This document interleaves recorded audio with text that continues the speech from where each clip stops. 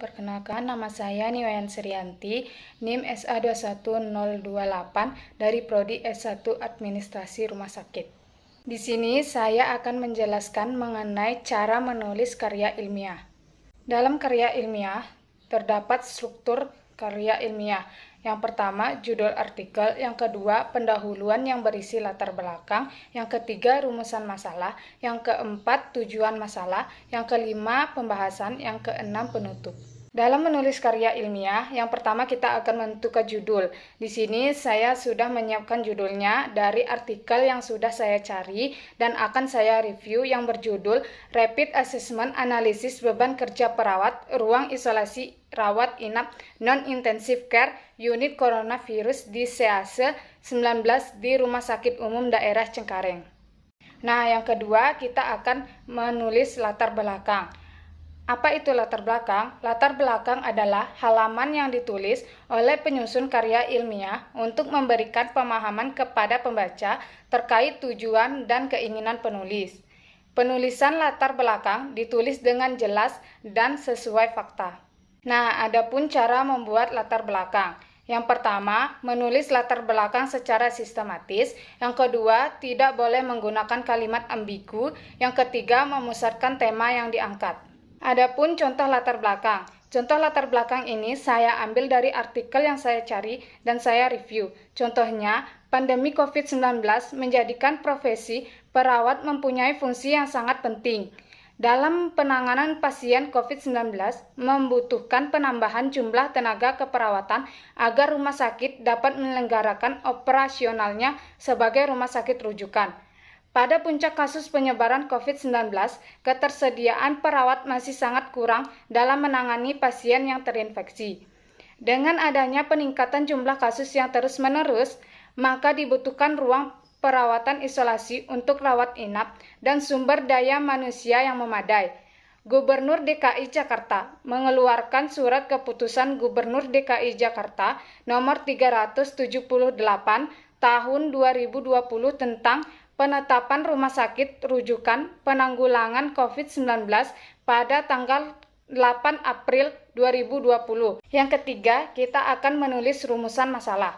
Rumusan masalah merupakan pernyataan spesifik mengenai ruang lingkup masalah yang akan diteliti. Rumusan masalah adalah pertanyaan-pertanyaan mengenai masalah sebuah hal atau kejadian yang berbentuk kalimat tanya yang sederhana, singkat, padat, dan jelas. Rumusan masalah memiliki fungsi sebagai berikut. Yang pertama, sebagai titik sentral atau sebuah pedoman pada sebuah penelitian. Rumusan masalah dapat memberikan sebuah solusi, menegaskan hal-hal utama yang akan diteliti dari suatu masalah. Cara membuat rumusan masalah. Yang pertama, disusun secara spesifik. Yang kedua, menentukan metode penelitian yang sesuai. Yang ketiga, mencari wawasan teori yang mendukung metode penelitian yang dipilih. Yang keempat, kreatif memilih fenomena di sekeliling. Yang kelima, menggunakan rumus 5W plus 1H.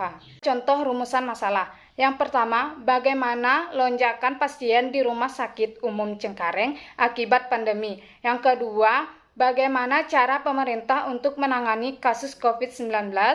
Yang ketiga, apa saja faktor yang mempengaruhi beban kerja perawat. Yang keempat, apa kelebihan beban kerja fisik perawat. Yang kelima, bagaimana langkah perhitungan kebutuhan sumber daya manusia. Yang keenam, bagaimana cara menghitung beban kerja secara personal. Yang keempat, kita akan menulis tujuan masalah. Tujuan masalah adalah untuk menjawab rumusan masalah.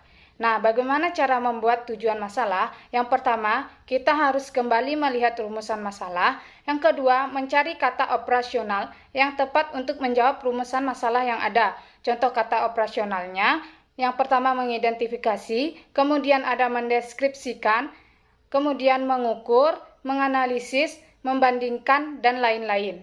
Nah, di sini ada contoh tujuan masalah. Nah, dalam contoh tujuan masalah ini, saya menggunakan kata operasional yaitu mengetahui. Contohnya, yang pertama, mengetahui lonjakan pasien di Rumah Sakit Umum Cengkareng akibat pandemi. Yang kedua, mengetahui cara pemerintah untuk menangani kasus COVID-19. Yang ketiga, mengetahui apa saja faktor yang mempengaruhi beban kerja perawat. Yang keempat, mengetahui langkah perhitungan kebutuhan sumber daya manusia. Yang kelima, mengetahui cara menghitung beban kerja secara personal. Nah, kita masuk ke tahap yang kelima, yaitu pembahasan.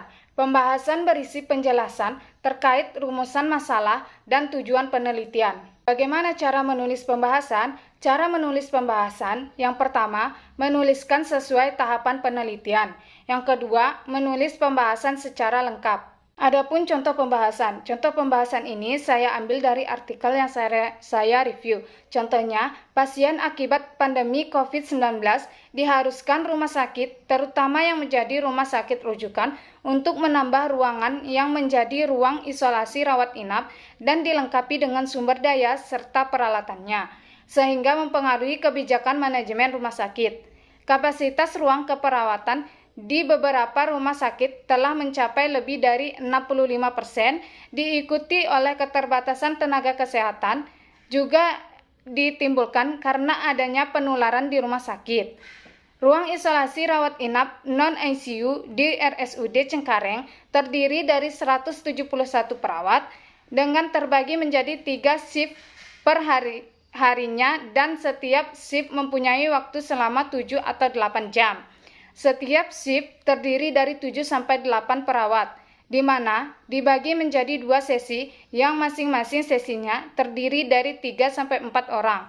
Jumlah pasien di ruang isolasi rawat inap non-ICU sebanyak 251 orang dengan nilai sebesar 85%, di mana data ini diambil pada bulan Desember 2020. Nah, yang keenam ada penutup.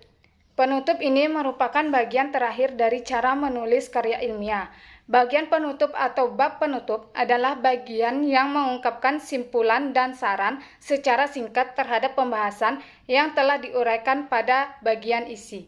Adapun cara menulis penutup, yang pertama, tidak bertele-tele, yang kedua, merangkum isi, yang ketiga, memberikan saran sesuai dengan tema. Di sini ada contoh penutup. Dalam penutup terdapat 2 bagian. Yang pertama, kesimpulan, yang kedua, saran. Yang pertama, kesimpulan. Contoh dari kesimpulan, hasil wawancara dengan Ketua Komite Keperawatan, jumlah tenaga perawat yang ada di ruang isolasi rawat inap non-ICU COVID-19 berjumlah 171 orang yang terdiri dari perawat Rumah Sakit Umum Daerah Cengkareng. Selain itu, penanganan kasus COVID-19 oleh pemerintah yang juga dapat berpengaruh terhadap meningkatnya jumlah kasus COVID-19.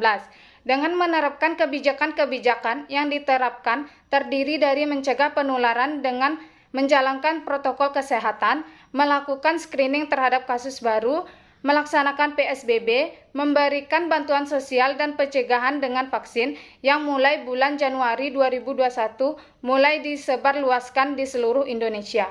Yang kedua ada saran. Contoh saran adalah pada masa pandemi ini kita harus pandai menjaga diri dengan menerapkan 5M.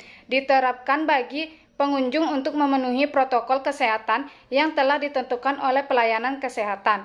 Pelayanan kesehatan juga harus mengikuti protokol kesehatan agar proses pelayanan berjalan dengan baik. Negara kita akan aman dari pandemi jika semua masyarakatnya dapat mematuhi semua aturan yang ditetapkan oleh pemerintah. Semua lapisan masyarakat harus ikut berperan aktif untuk menjaga negara dari ancaman virus corona.